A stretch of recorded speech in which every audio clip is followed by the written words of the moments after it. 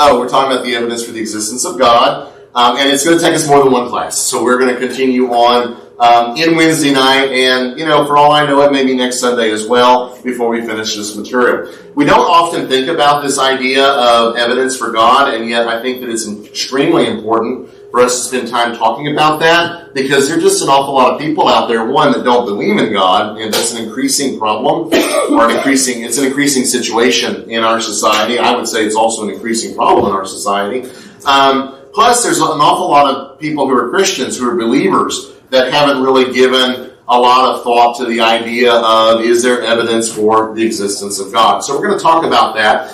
When we talk about this, I think it's important for us to understand right off at the very beginning that the Bible starts out with the stated fact that God exists. Okay? Genesis 1:1, can you quote that for me? In the beginning, God created the heavens and the earth. Okay? So Genesis 1:1 at the very beginning, very first book of the Bible, very first verse of the first book, just states the simple fact that in the beginning, God created the heavens and the earth. You can also go to Hebrews 11 and verse 6. Can you quote that as well? Hebrews 11 and verse 6.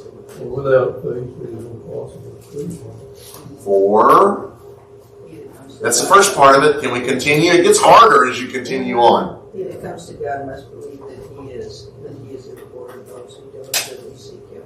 Very good. So Dad and Gwen got that one together. It was a joint effort. First half, second half. All right.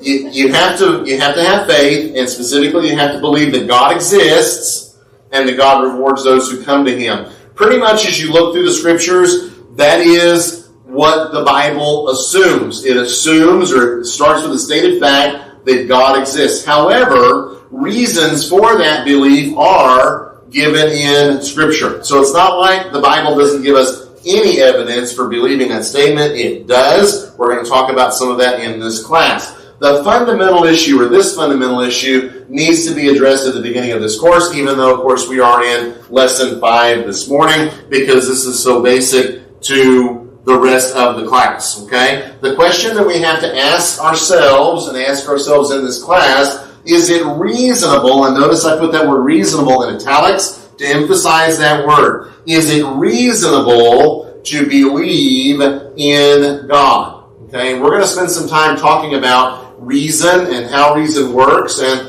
answering that question, is it reasonable to believe in God? And what is the evidence for God's existence? Okay, there are some folks, again, we've talked about this in class, there are some folks, again, that don't come at this question or evidences as a whole with any thought that there needs to be a search for evidence. I'm going to suggest to you that God has left us evidence for His existence, and man himself has come up with some other things from the Scriptures, but also from just thinking about these things to give us some evidence as well. But in the end, as we look at all that evidence, we're still going to have to ask ourselves the question, is it reasonable to believe in God? Okay? Is it reasonable based on the evidence? We're looking at evidence and asking ourselves, what is a reasonable conclusion to that evidence? All right, so let's spend a little time talking about the nature of evidence. This is a little bit a repetition of what we have talked about in previous classes, but it's important for us, come on in, Bob, it's important for us to emphasize this again. I emphasize this a lot in our classes because understanding the nature of the evidence is important not only for what we're dealing with here, it's also important for what we're going to deal with later in the class as we look at evolution. So looking at the nature of the evidence, the Bible makes no systematic effort to prove that God exists. It simply assumes that He does. We already said that. Interestingly, the Bible also does not have stories of God's beginning, of God's creation, or such things as that. These things were all common in pagan belief systems, both ancient and modern. So when you look at how other religions or other societies have tried to explain the existence of the gods or God, there's usually some stories that involve the creation of the gods. And so you can go to Greek mythology and you can see that. You can go to Mesopotamian religion and see that as well. You can go to just about any religion in the world and see that there is some kind of stories concerning God's beginning. What are the exception religions to that? Can you name me three that would probably jump right out at you? Three religions that make no attempt to explain the beginning of God? Hindu. Not Hindus. I mean, they might, but they're not the ones I'm thinking about. Jewish religion. Judaism, Christianity, and Muslim. Islam. Okay, those are what are called the three Abrahamic faiths. Okay, they all trace their roots back ultimately to Abraham, and all three of those make no attempt to explain the existence of God. God simply is. So there are no stories of God's creation or God's beginning. I already got one for your mom, Stacy. But if you need one, go ahead and grab one. Like we find in the other world religions. Okay, and so that kind of stands out. I will say this, that Christianity, Judaism, and Islam do not make that attempt, because all three of those religions believe that God is self-existing and eternal. In other words, God always has been. There is no time when God was not. Okay? As opposed to most other world religions that believe that there was a time when there might have been a God, but then all the things that have developed since then have developed over time. Okay? So Charlotte brought up Hinduism. Hinduism might believe ultimately that there was a single God at some point in time in the past, but then you have all these other gods. How many gods are there in Hinduism? Thousands. Okay? Thousands of gods in Hinduism. We usually think of the big ones, but there are literally thousands of gods in Hinduism that have developed over the centuries, and they have stories about how a lot of them came about. The Bible doesn't do that. The Bible simply starts with God's existence. No stories of His beginning. No story of His creation, because He is uncreated. No story of the creation of other gods, because there are no other gods. Okay? The only thing that would come somewhat close to this would be that one person of the Godhead became flesh. Who would that person be? Jesus Christ. Jesus Christ became flesh. But that's not the beginning of His existence. The New Testament is very clear about this. The Old Testament is as well. God has always existed. That God became man in the New Testament is a horse of a different color, okay, than this idea of God having been created. Okay? The God of the Bible is a being, again, who has no beginning or origin. He simply is. Let's go over to Exodus chapter 3. We don't read a whole lot of scriptures in this class, but we will read them from time to time. Exodus chapter 3, verses 13 through 15. God is sending Moses back to Egypt to bring his people out of slavery, and Moses wants to know who it is that's sending him. How am I supposed to explain you to them? Then Moses said to God, if I come to the people of Israel and say to them, the God of your fathers has sent me to you, and they ask me, what is his name? What shall I say to them? God said to Moses, I am who I am. And he said, say this to the people of Israel, I am has sent me to you.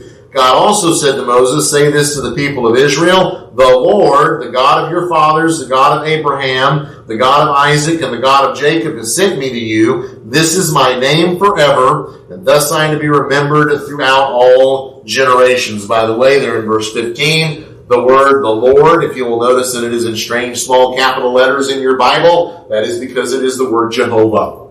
Okay? So Jehovah has sent Moses back to Egypt. Jehovah identifies himself as I am who I am.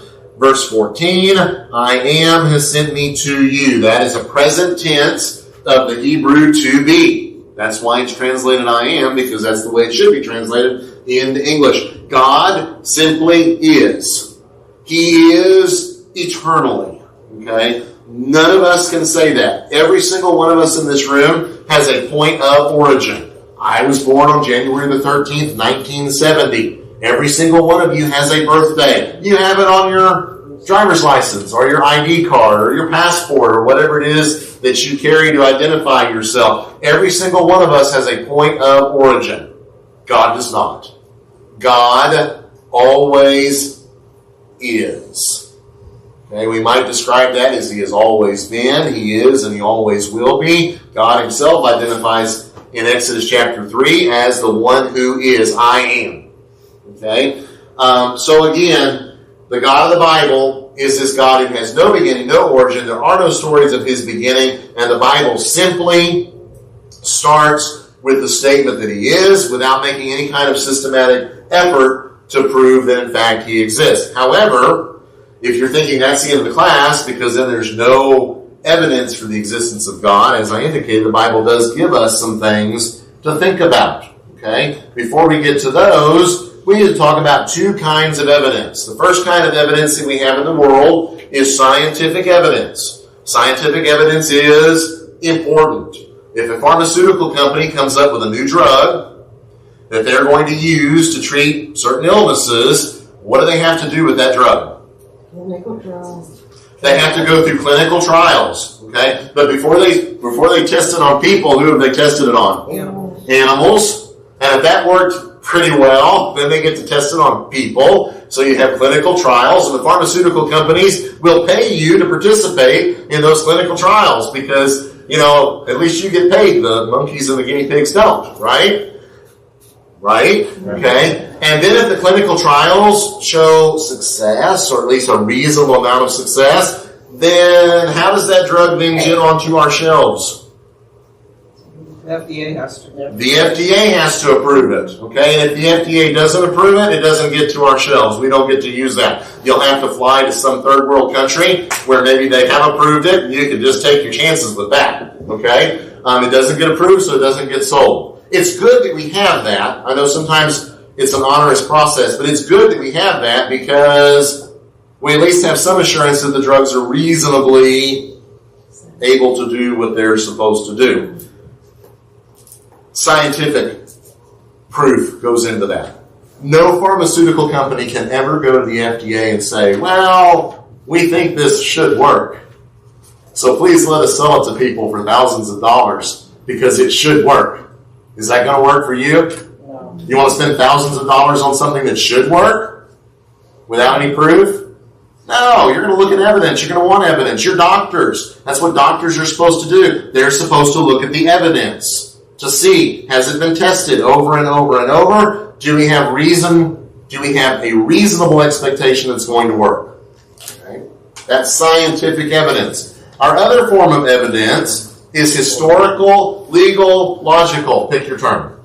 Okay? They're all speaking about the same thing. Historical evidence, legal evidence, logical evidence. Very, very different from scientific evidence. Okay? The rules of the game are different. So let's look at scientific evidence for just a moment. This is important. We're going to come back to this as well when we get to evolution. Okay? Scientific evidence has two vital components. One of those is testing. So we test a hypothesis. Okay? If we go back to our drug example, all right, we think that Ozempic will help with diabetes. That was developed as a diabetes drug. That's what it's supposed to be. Okay? So we think that it can work with diabetes, so we're going to test it. We test it on probably monkeys and rabbits and guinea pigs for X number of years, X number of studies, and then we're going to do a clinical trial. We're going to try it on people and see how that works. We're going to test it over and over and over. We're going to test our hypothesis that this drug will work. And then we're going to observe it. Not enough to test it, you have to look for the results. You have to see what you can observe in that regard. Okay? So scientific evidence has both of these aspects. If you take one of those out, is it science? No. It's not. Okay? Both of those have to be there. So let's move away from the pharmaceutical. Let's talk about gravity. Do you believe that gravity exists? Yes, is that fair? No one here doesn't believe in gravity, right?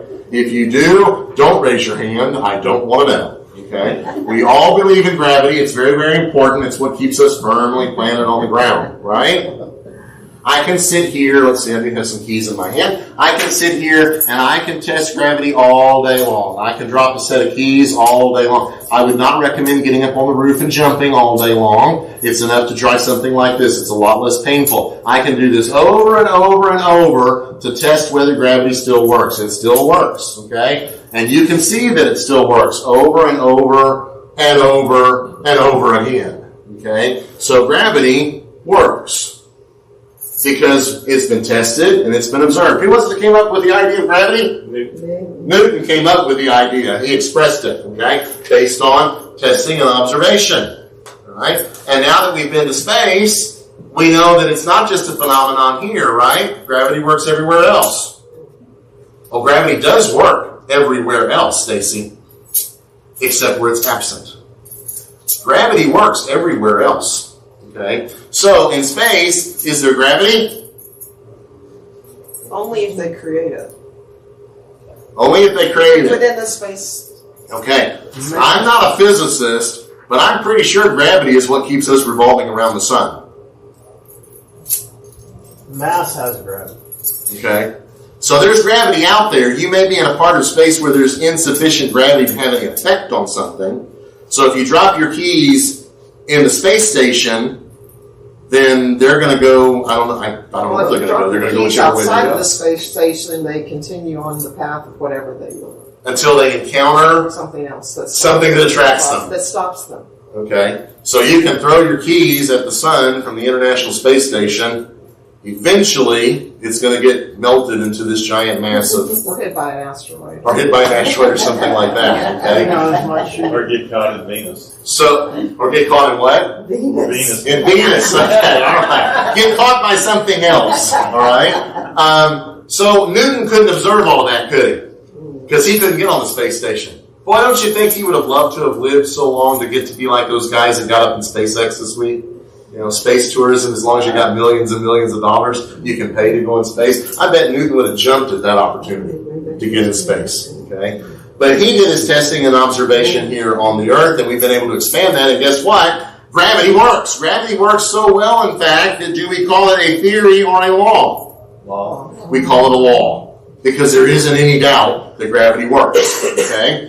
But it came about, an understanding came about by testing and observation. Everything that is scientific, everything that belongs in the realm of science, has to have these two components. If it doesn't, then it's not scientific. Okay? So sometimes, every once in a while, someone will come up, they did some experiment.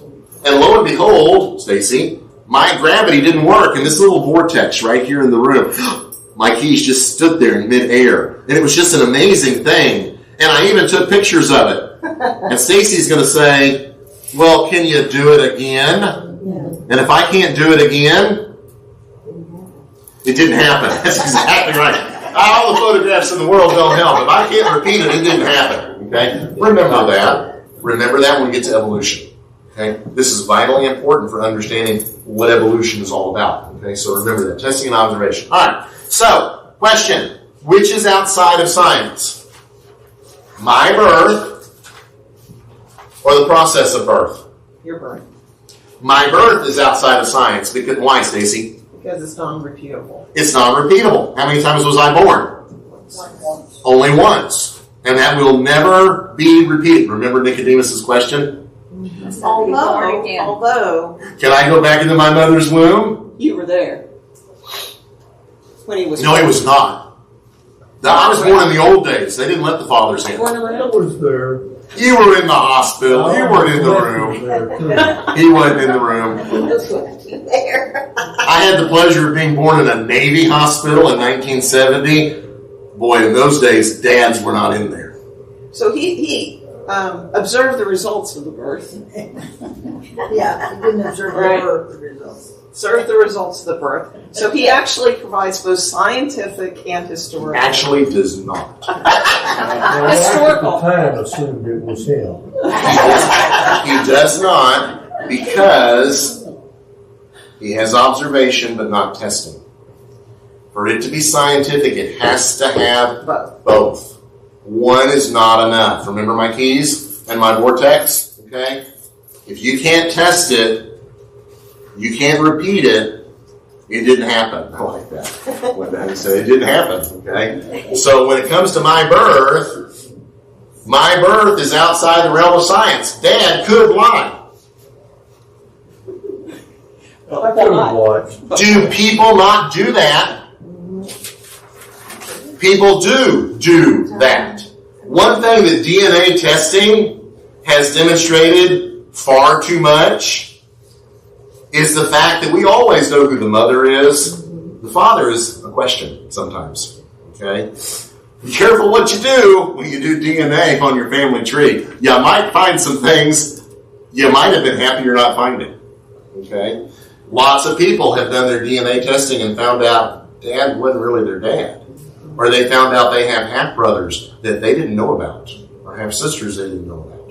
Okay? So lots of things around a birth can be falsified. Do children ever get switched at birth? Yes. Yeah, it happens. Okay? I remember when Anna was born, she stepped out of the room. I remember this when Anna was born because I was really concerned about that. When I was much, I wasn't so concerned when Adela came along because I guess we'd already done it with Anna, and then Sam wasn't concerned at all. It's like, I am going to make sure my name gets written on her leg after she's born.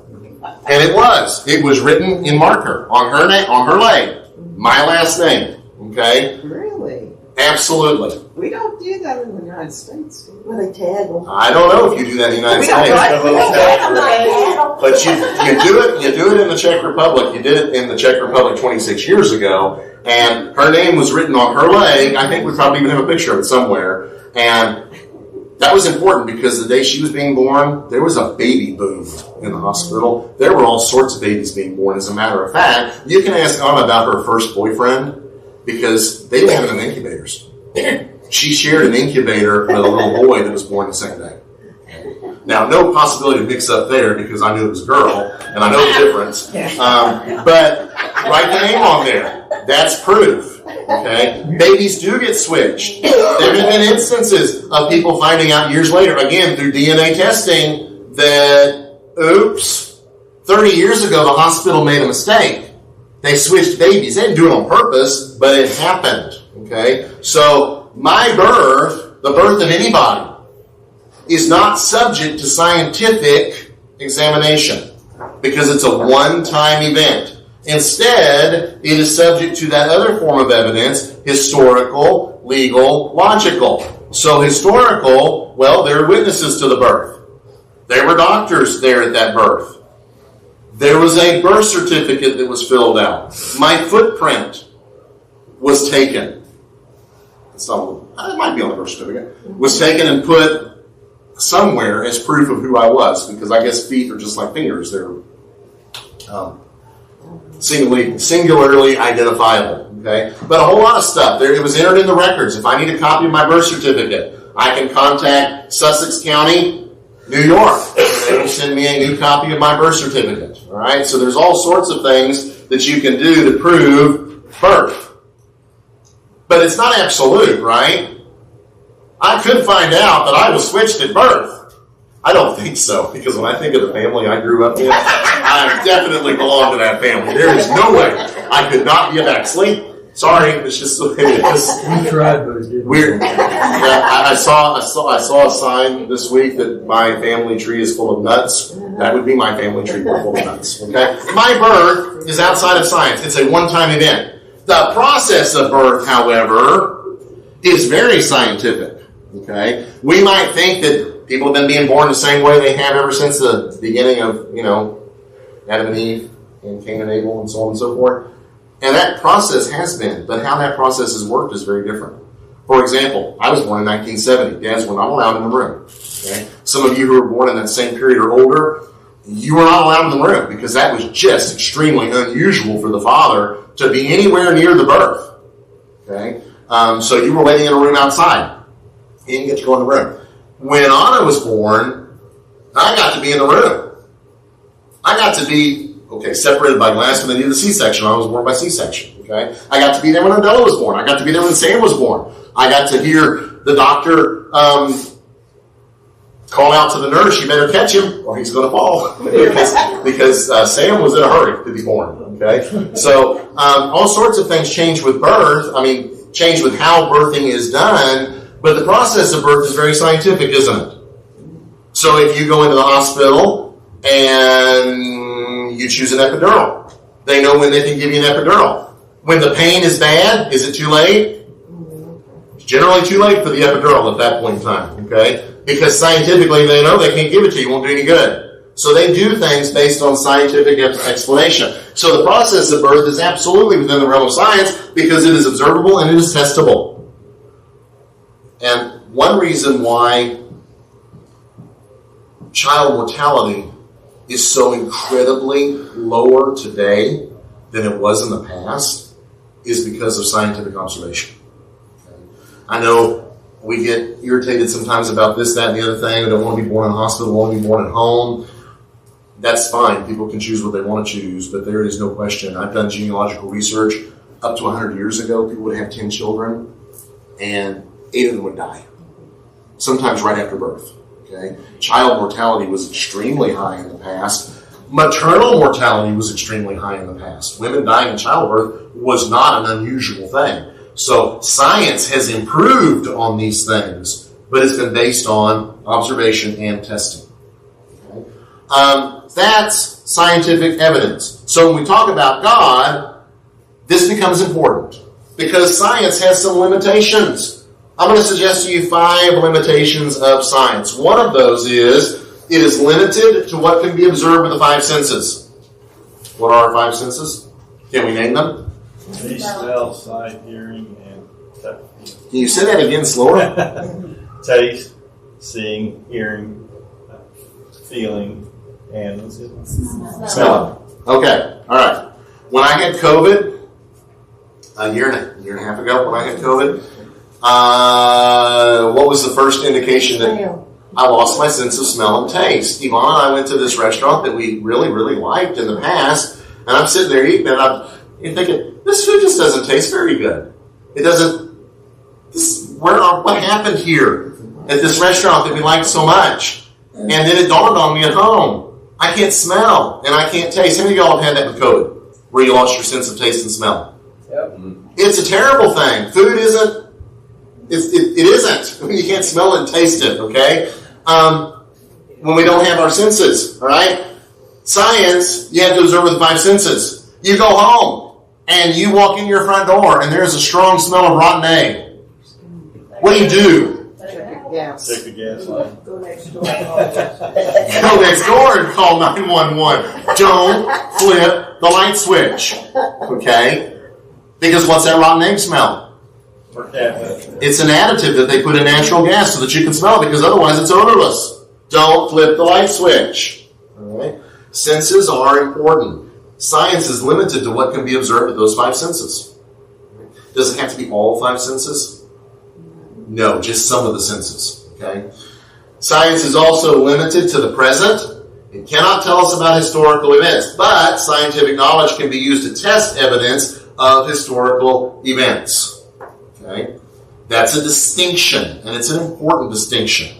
Science doesn't deal with unique events, but it can deal with evidence surrounding unique events. All right, we'll talk about that in a little while too. Science is limited to the how, not the why. It can deal with cause and effect. It does not deal with purpose. Science is inherently amoral. What does amoral mean? Without morals. Okay? It does not have a moral standard. Scientists have moral standards. Science itself has no purpose. Right? It has no purpose beyond itself. Its purpose is to find knowledge, but it doesn't understand the why. Why is gravity? It's kind of an absurd question, isn't it? Why is gravity? Gravity just is. Okay? So it doesn't deal with the why. Our 4th limitation of science is that it cannot deal with moral questions or value judgments. Scientists as individuals can, science does not. There is nothing moral or immoral about gravity, is there? I'm dropping my keys every day, all day long. There's nothing moral or immoral about that. Now, if I push Stacy off a 20-story building in the intention that gravity is going to work and she's going to fall and that's going to be the end of Stacy, see, don't sit up here at the front if you don't want me to pick on you. I just use science to do an immoral act. Okay? Just hang there, Jeff. Hey, so, just hang there if you want. Put him on the spot. Go fall. Grab the building on your way down. Okay? All right? Those are moral questions. Science deals with the fact that gravity works. Then people do all sorts of immoral things with the results of science, don't they? Yes. Okay? So, those are people making those judgments. Number 5. By the way, all of this is from T. Owen Ware. Number 5 is science cannot deal with that which is unique. It can only deal with things that are, quote, timeless, universal, dependable, and repeatable at will. Remember that when we get to evolution. Okay? Remember that when we get to evolution. All right. So, the nature of the question, what about God? It's not a matter of scientific demonstration. Science deals with things that can be tested and observed, deals with phenomena that are repeatable. God is, by definition, immeasurable, therefore cannot be discovered by the scientific method. God is outside the realm of science. Okay? God is outside the realm of science. So when a scientist comes and says, prove to me, or an atheist, it doesn't matter, prove to me scientifically that God exists, and I'll believe in God. Don't even go down that path. You can't do it. Okay? Because God is outside the realm of science. You cannot put God on a test tube. You cannot shake him this way and shake him that way. Okay? He is immeasurable. Tim, you have a question, I think. Well, I was just going to say, in some parts, I feel like you could because of geology. And you proving parts of the Bible are actually true. No, you can prove parts of the Bible are true. You cannot prove the existence of God in the scientific way. Those are two very different questions. Extremely different questions. Okay? God is outside the realm of science because he is immeasurable. He is not material. You cannot smell, touch, see, or hear God. Okay? Not with your ear. Okay? Have people heard God? Yes. Okay? But God himself is outside the scientific method. We talk about evidence for the truth of the Bible? Yes. And if the Bible is true, is that powerful evidence for God? Yes. But God himself cannot be put in a test tube. Okay? That's an important distinction. It is equally impossible to prove that God doesn't exist. Only an omniscient human being could do that. An omniscient human being would be, by definition, what? All-knowing, which would make him God, except that he's human being, so he has a beginning. Okay? See the problem? Is there such thing as an omniscient human being? No.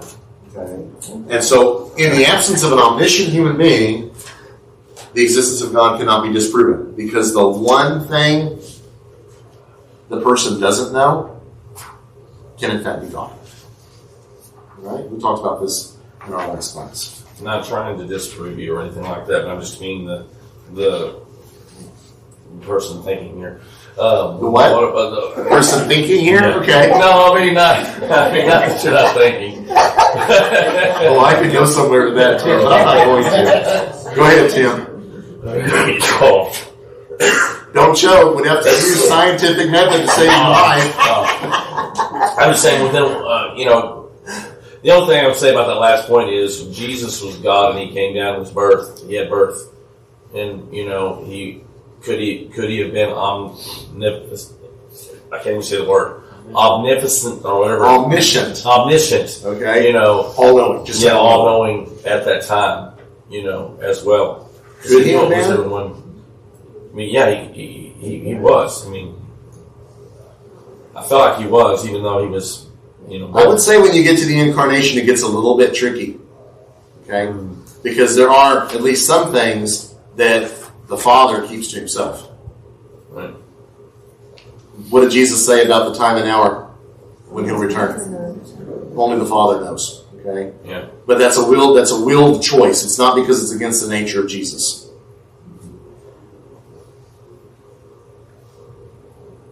I didn't catch your question.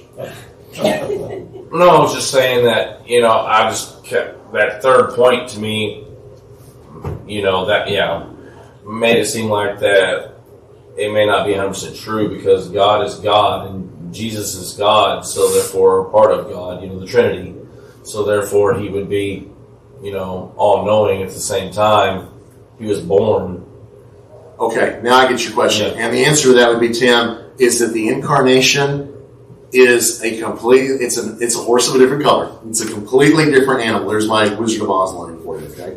It's a completely different thing because when you deal with the incarnation, you're dealing with something unique, okay? And so how that all worked, can God die? No. No. Did Jesus die? Yeah. Therefore, God's not Jesus. Jesus is not God. Well, not in that form. Our Jehovah's Witness friends make that exact argument.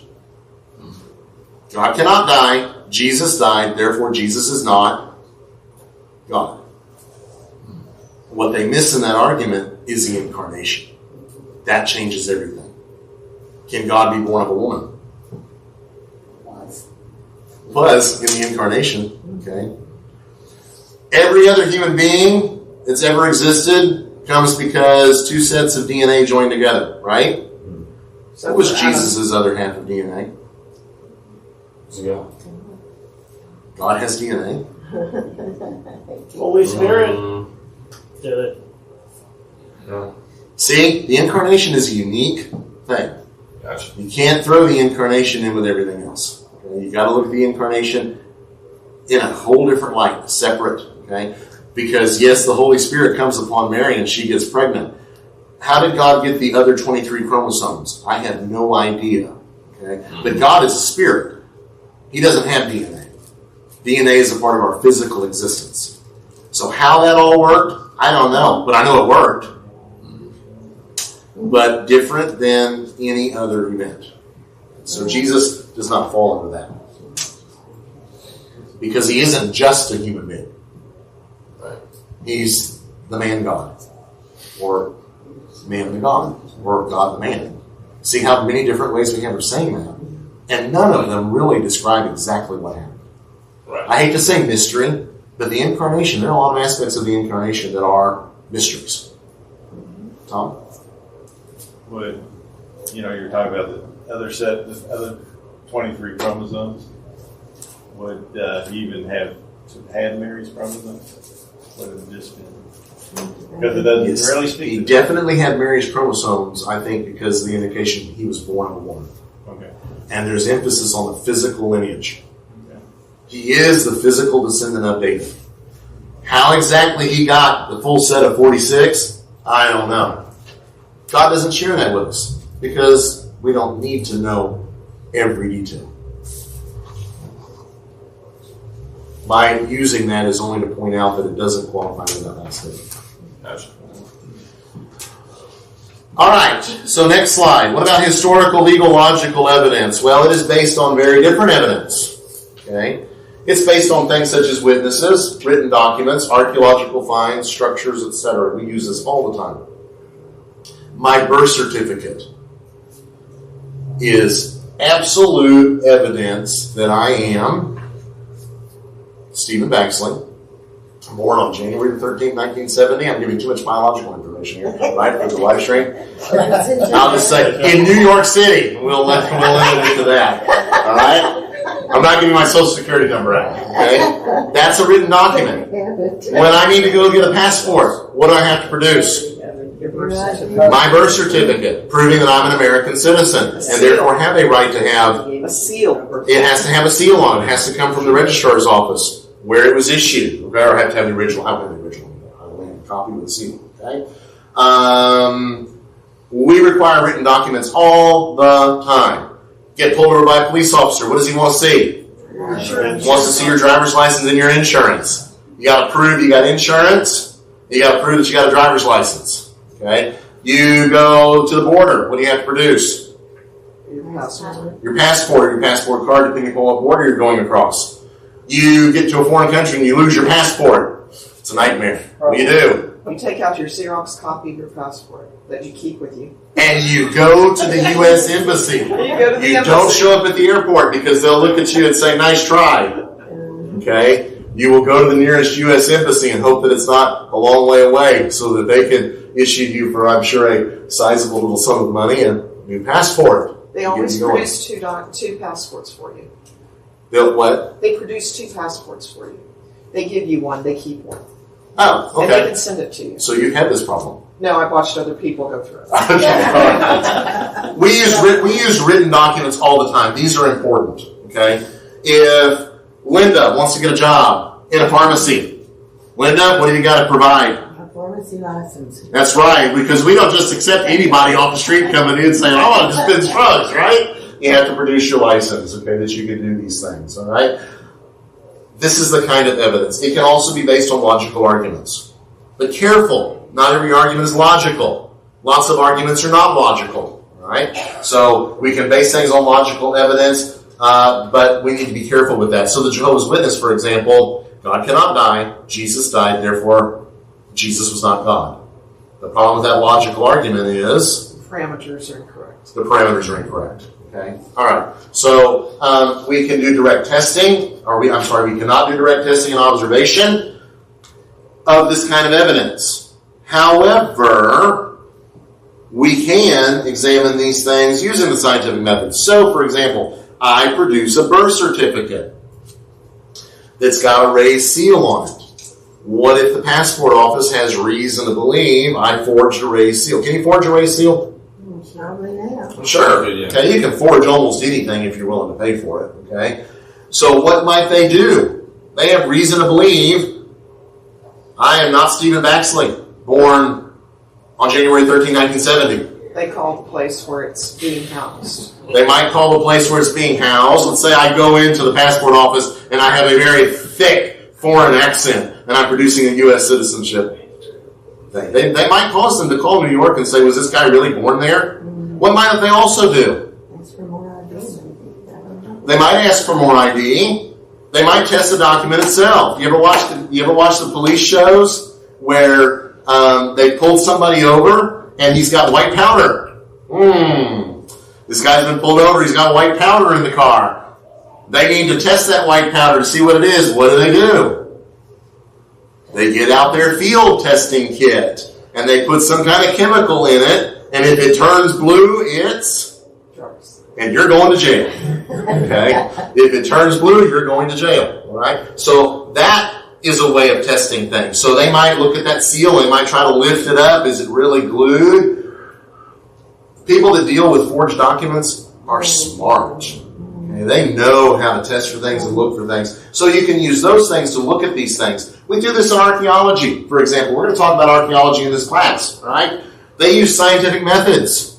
If our idea of archaeology is they just go with two shovels and start digging in the ground and see what they get, that's not how archaeology works at all. I mean, it did in Indiana Jones, right? And it did a long, long time ago when archaeology first started. No archaeologist does archaeology that way anymore. They plan out grids. They dig carefully. Everything is documented. It takes them years to publish their finds. And they'll subject those things to all sorts of scientific tests. So the two do work together. In the end, it becomes a question. What is reasonable? What makes most sense of the data? If Todd here, see, I'll quit picking on Stacy, I'll start picking on Todd. If Todd gets arrested for murder, there's got to be some evidence for the DA to have even issued an arrest warrant, or the judge to order an arrest warrant, based on the DA's recommendation. And then Todd's going to get a really good lawyer who's going to go to battle against the DA. The DA is going to produce his evidence. Todd's lawyer is going to produce his evidence. What is the jury supposed to do? Weigh the difference. Weigh the difference, exactly. Weigh the difference and make a decision, theoretically, based on the preponderance of evidence. And we go to great lengths, many times, most of the time in this country, to make sure that the jury is balanced. Okay? There's a whole process to that. Yeah. They question people. Racial makeup is important, and it should be. It should be. Okay? And so the jury then hopefully is a reasonably unbiased jury that they have to look at the evidence and make a decision. Could they be wrong? Sure. Yes. Are juries ever wrong? Yeah. Yes. Are juries ever right? Yes. Yes. Okay.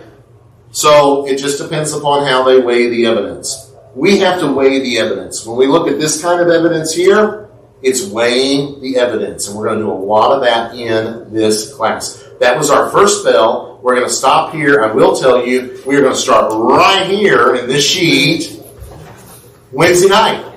This sheet, don't go yet, don't go yet. This is the equivalent of pulling out those songbooks when the preacher starts talking about the invitation. I'm the only one that does it. You have homework. And this is not Mission Impossible. This is not your assignment should you choose to accept it. This is your assignment. That page as well. You are going to produce. You are going to produce. See those lines? Those are for you to write on. Evidence proving the Battle of Gettysburg. And don't anyone come and say, I was there. Because no, you weren't. Yeah, bud. And he's old, he's not that old. Took away the first one. And evidence for the Holocaust. Now, some of you could theoretically have been there. Because this is already within the age range of people still alive today. The first one is not. Okay? So that's what you're going to do. That's your homework. I'll be checking papers Wednesday night. Make sure you did your assignment. All right? Those two slides. That's all you got to do. We'll do those, and then we'll get into evidence for God's existence. Thank you all very much.